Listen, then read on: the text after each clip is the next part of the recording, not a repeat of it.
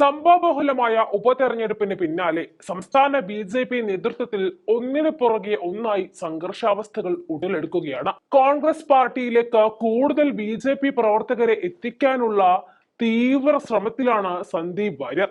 ഇതാണ് ബി.ജെ.പിയിലെ പുതിയ തലവേദനയും. സന്ദീപ് വാര്യരുടെ നീക്കത്തെ കരുതലോടെ നേരിടാൻ ഒരുങ്ങുകയാണ് ബി.ജെ.പി. പാലക്കാട് നഗരസഭയിലെ 9 ബി.ജെ.പി. കൗൺസിലർമാരെ സന്ദീപ് ബന്ധപ്പെട്ടതായിട്ടാണ് കേന്ദ്രത്തിന് ലഭിച്ച വിവരം.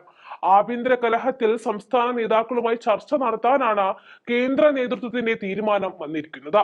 പാലക്കാട് ഉപതെരഞ്ഞെടുപ്പിന് പിന്നാലെ ബി.ജെ.പിയിൽ ഉണ്ടായ ആഭ്യന്തര കലഹത്തിൽ തിടുക്കപ്പെട്ട നടപടി വേണ്ട എന്നാണ് ബി.ജെ.പി. കേന്ദ്ര നേതൃത്വത്തിന്റെ തീരുമാനം. സംസ്ഥാന നേതാക്കളുമായി ചർച്ച നടത്തിയ ശേഷമാകും ഇക്കാര്യത്തിൽ തീരുമാനമെടുക്കുക. പാലക്കാട് നഗരസഭയിൽ ഇടഞ്ഞു നിൽക്കുന്ന ബി.ജെ.പി. ജനപ്രതിനിധികളുമായിട്ടും സംസ്ഥാന നേതൃത്വം സംസാരിക്കും. നടപടിയെടുത്താൽ ചില കൗൺസിലർമാർ പാർട്ടി വിട്ടേക്കുമെന്നാണ് ബി.ജെ.പിയുടെ വിലയിരുത്തൽ. എന്നാൽ ഇടഞ്ഞു നിൽക്കുന്ന ബി.ജെ.പി. കൗൺസിലർമാരെ സമ്മർദ്ദം ചെലുത്തി കൊണ്ടുവരില്ല എന്നാണ് പാലക്കാട്ടെ നിയുക്ത എം.എൽ.എയും കോൺഗ്രസ് നേതാവുമായ രാഹുൽ മാങ്കൂട്ടത്തിന്റെ പക്ഷം.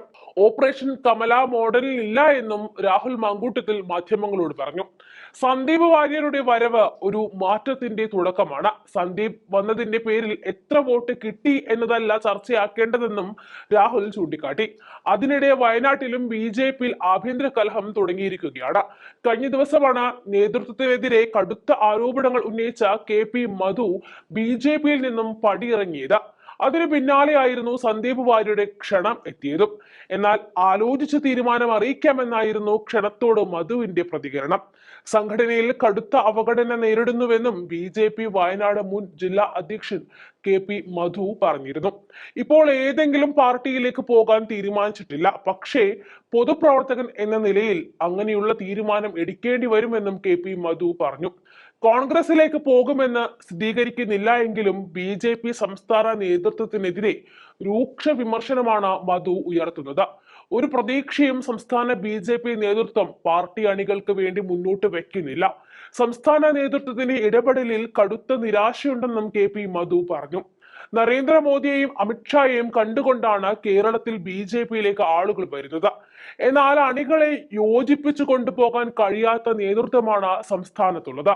ഇതിൽ നിരാശയും സങ്കടമുണ്ടെന്നും മധു പറഞ്ഞു. എന്നാൽ കെ.പി. മധുവിന് പാർട്ടി വിടേണ്ട യാതൊരു സാഹചര്യം ഉണ്ടായിരുന്നില്ല എന്നാണ് ബി.ജെ.പി. വയനാട് ജില്ലാ പ്രസിഡന്റ് പ്രശാന്ത് മലവയിൽ പറഞ്ഞത്.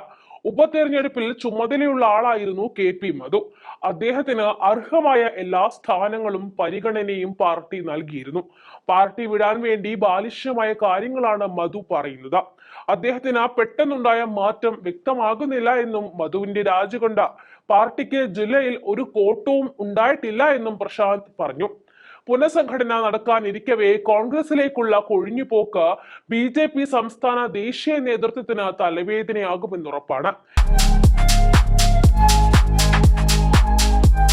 വാഗൺ സ്പൈസസ് വാഗമണിലെ എല്ലാ ഒറിജിനൽ പ്രോഡക്ട്സും തിരുവനന്തപുരത്ത് ഒരു കുടക്കീഴിൽ ജ്യോതിപുരം ഫുഡ് സേഫ്റ്റി ഓഫീസിന്റെ മുൻവശത്ത് പ്രവർത്തനം ആരംഭിച്ചിരിക്കുന്നു.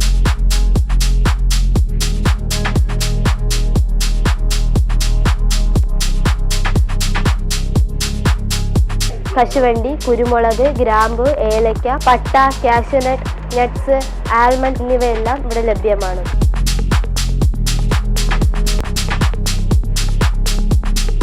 ബന്ധപ്പെടേണ്ട നമ്പർ 7994007599 അല്ലെങ്കിൽ 9656417599.